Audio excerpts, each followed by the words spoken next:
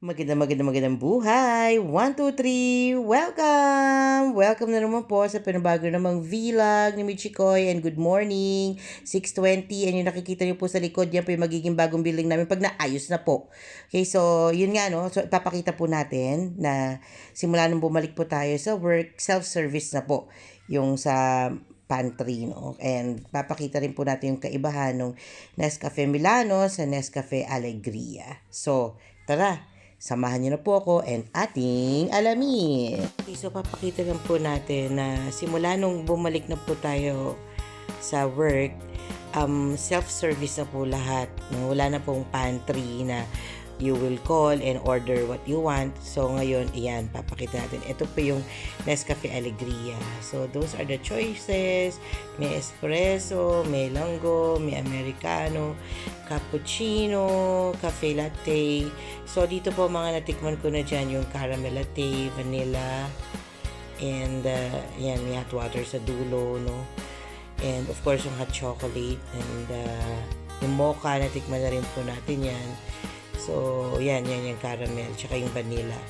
So, yun po, dito po dyan sa baba. Dati po itong nasa taas, pero inilipat na po siya dito sa baba.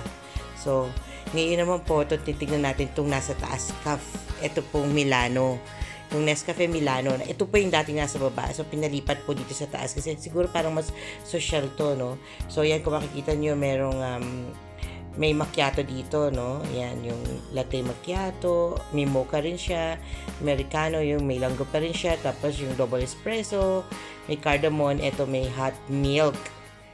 No, bukod sa hot water, may hot milk. So, kung mapapansin nyo, ito may macchiato, yung isa walang macchiato, pero ito walang caramel, sa kabila yung caramel, pero dito may flat white, walang sugar po yan. So, yan, ganito po yun. Kumbaga siguro parang mas saucy yata to. Kaya ito yung pinaakit sa taas dahil naandito nga po yung sa manager. So ganyan lang po yung or ang natin, self-service po. Unlimited po yan. Kala nyo, no? Okay, so ngayon, titingnan naman po natin kung paano. Of course, kuha kayo ng cup dyan. Yan. So, ito na po yan. Nandiyan na yung cup. Nilagay na po natin. Pero, pwede naman po kayo magdala ng sarili nyong mug. So, ang kukunin po natin, of course, as always, ang hot chocolate. So, ayan, kung makikita nyo po. Ayan.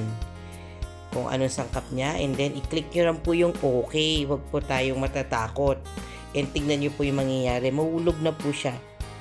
Yan. Okay. So, yan. Nahulog na po yung hot chocolate na pinili nyo po, no? So, ganun lang siya kadali. Huwag po tayong kabahan kapag ganito may mga vendo machine, ano?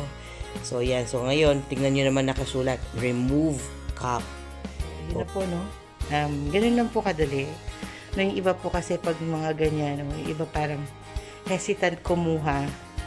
Kasi, naano sila, baka mali yung pagkagagawa, mali yung pagkuha nila or what. As always, like ko na po sinasabi, all we need to do is to read and understand.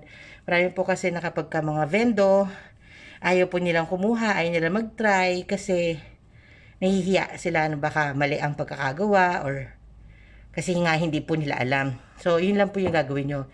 Read and understand or observe. Hayaan nyo may mauna, tapos pasimple kayong mag-observe. So, yun lang po.